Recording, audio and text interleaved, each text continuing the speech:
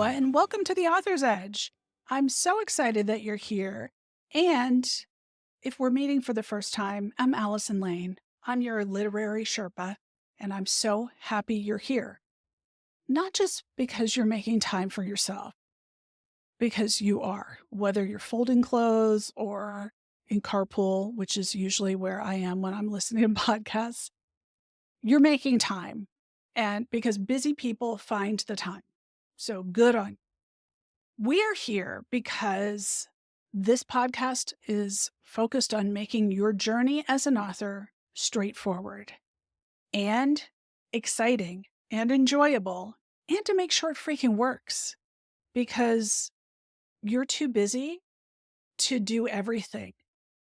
So my purpose is to help you leapfrog through your journey and on your path so you can get where you're going quicker.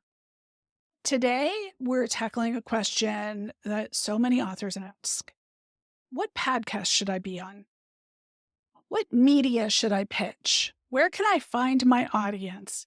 When you stack them up, these questions are all, what should I do to market myself and my book? And the answer is simpler than you might think, because someone else is already engaging with the readers that you serve. And they would love for you to join in the conversation. Here's why. Instead of viewing other authors as competitors, which we would if you were, instead of you writing a book, if you manufactured toasters, that a household has room in their kitchen for one toaster. So the other toaster manufacturer is indeed a competitor. But when we're talking about books, we're talking about peers. Consider other authors as your guides, illuminating your path to your future readers. By taking a look at where these other authors are featured, be it podcasts or media outlets or speaking engagements or conferences, maybe in-person events, you can identify where your readers are already engaged. And you know this, but I'm going to just slow down for a minute. Your readers are always together. They are always together, and they are hollering. They are banging a drum, trying to get you to pay attention, because they're already very outspoken about what they need, what they want, what they're lacking. All you have to do is some digital detective work, which you can do from your couch on your phone if you want to. I think it's faster to use my laptop because I type on a keyboard faster than I can use my sausage fingers to type into my phone, but that's me. What I want you to avoid is the big mistake that most authors make, and it's this. They brainstorm by themselves, which podcast should they be on? And they start with, which podcast do they listen to? You are not your audience. You might be, but probably not. If you're writing about perfectionism, but you're not a perfectionist, maybe you're a psychologist and you serve a lot of perfectionists or high-achieving people like Dr. Tara Kusino, who her new book is The Perfectionist Dilemma. The big opportunity for you is to skip doing it by yourself. It's lonely, it's frustrating, and there's no way to determine whether you're on the right path. Instead, start with what you're writing about. And what I mean is 3 or 5 themes, universal topics that you write about. Maybe it's found family and tragedy and finding happiness, mid-career pivots. It could be a mashup of, 5 really different topics. So you've got to know what you're writing about. And then start by doing some reverse engineering. Reverse engineering is how you leapfrog forward on your marketing activity development. Your activities that you're going to do, the steps that you're going to take to engage with your future reader, that becomes your marketing plan. Even if you say, I'm just going to be on podcasts, super. Which ones? Please don't only list the ones that you listen to, because your reader is listening to other ones that might be easier to pitch and to get on. They might be bigger. They might have a more engaged audience. So the first thing you're going to do is start with your themes, and then you're going to reverse engineer. All it takes is some digital detective work. Here's how that works. Start by researching 5 authors in your genre or your field. And what I say is genre, I mean, start with your comps. And even in a book proposal, we refer to the comps as competitive titles. They're really successful peers because people have room in their hearts for more than one book versus people really only have room for one toaster in their house. So start by researching where they've been. Start by researching other authors in your genre or field or related to your topic. Look at their recent podcast appearances or media features or speaking events. Often you can start by looking at their website and their social media profiles or just a quick online search. Google, you can use Bing, it doesn't matter. Pick one that you like.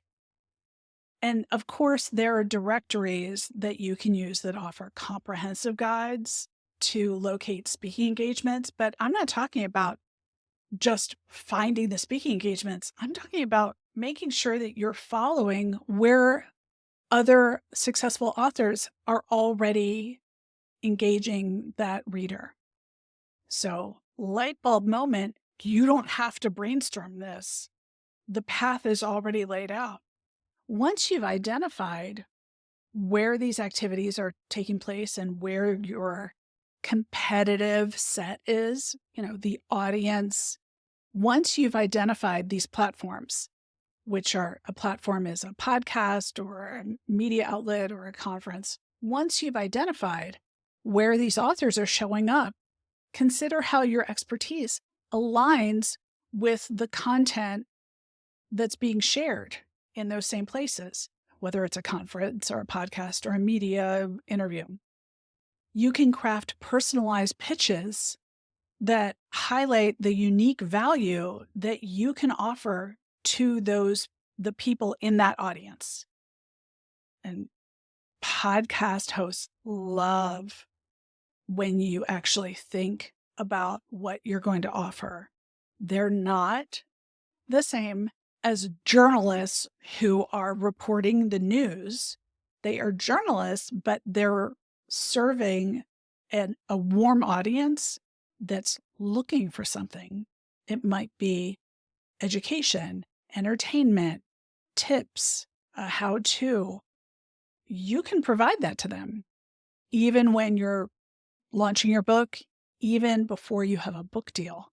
You certainly have value that you can offer. Once you know where your audience is, make sure that you're on the lookout for fresh perspectives of what you can provide to those listeners or to those readers.